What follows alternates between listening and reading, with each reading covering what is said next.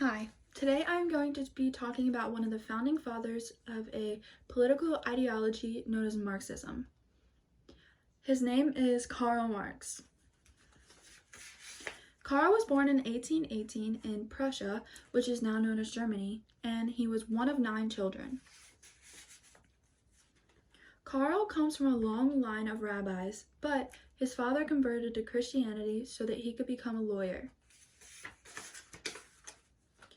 In university, Karl studied law and philosophy. He went to Berlin University and the University of Bonn.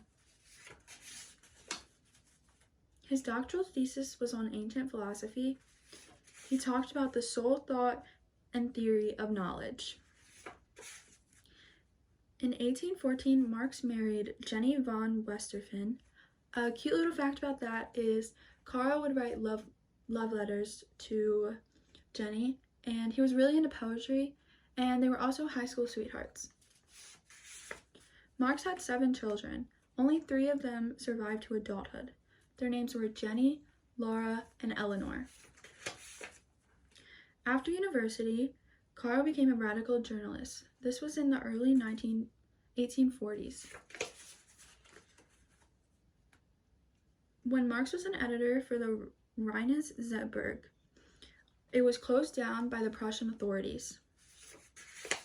Prussia did not enjoy Marx's writing, so they told him that he needs to leave if he wants to keep making the writings, or he could stay without making the writings. Marx ended up going to 3 countries after he got kicked out of Prussia. He ended up going to France, Belgium, and England. Starting off in Paris, Marx was there from 1843 to 1845. His first writing there was on the Jewish question. This is where he defends the Jewish emancipation against Bruno Bohr, and Karl made it clear for the difference between human emancipation and political emancipation in this writing. In 1844, Karl also wrote the Critique on Hegel's Philosophy of Right, the introduction. In this, Karl mentioned religion and the proletariat. The proletariat is the working class. Another thing he wrote in 1844 were the 1844 manuscripts. This is when Marx really started talking about alienation, specifically alienation in the workplace. He will continue talking about this throughout the rest of his life. He then wrote Thesis on Verlag. This was in 1845.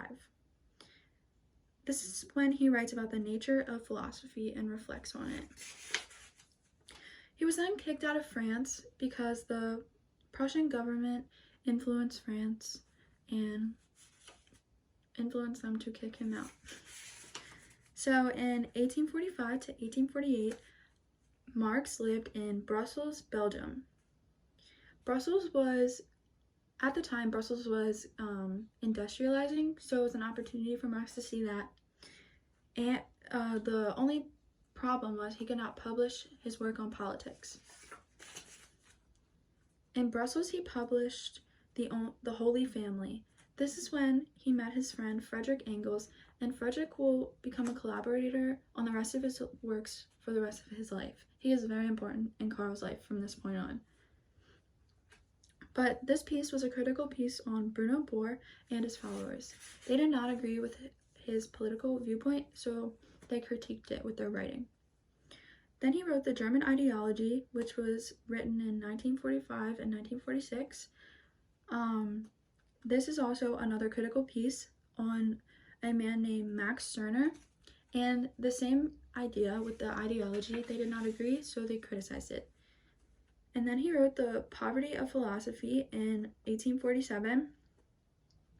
And this is when Marx really started developing his political views, and he started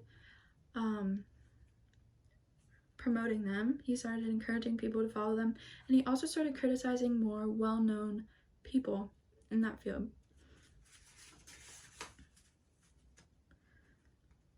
He was then expelled from Belgium for political demonstration involving foreign nationals.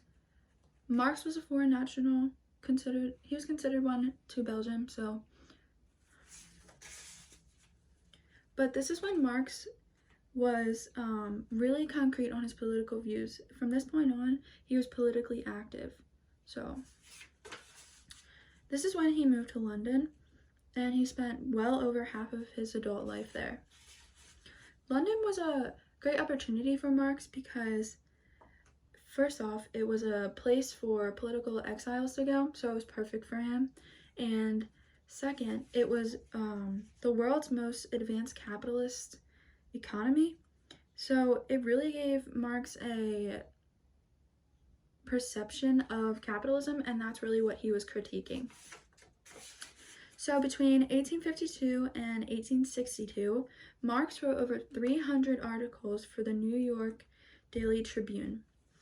This was also very interesting for Marx because he got to see a viewpoint of the American economy and things like slavery. He would be writing about things like that, and also the industrialization over there.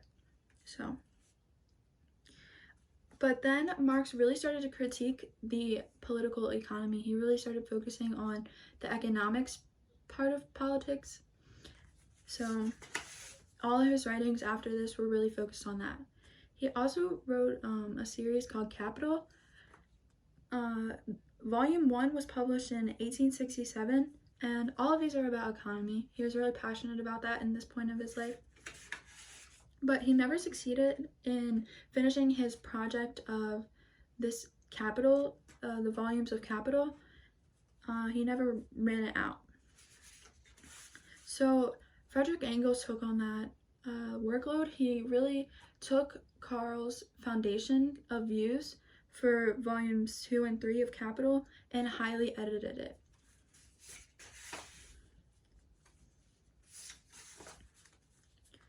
So Karl could not write all the capitals he wanted, as I said, but it was great that Engels was there. And Engels also had a big part in the Communist Manifesto, which I feel like is very well known to just general population if you're not really involved in Marx's pieces. So like I was saying, many of Marx's pieces went unpublished. He has so many writings that are unpublished or unfinished, and he never got to follow through with them. So Marx died in 1883 due to illness, and his wife died in 1881. So Engels continued on with Marx's ideology, but he really evolved it and made it more. He progressed it. I'm gonna finish up with a paraphrase from the Stanford Encyclopedia of Philosophy, talking about Marx. He is a philosopher. It is not about truth in his work, but about his insight and originality. I just think that really sums up Marx because deep inside, he is a philosopher. That is at his core, and I don't think a lot of people see that perspective of him.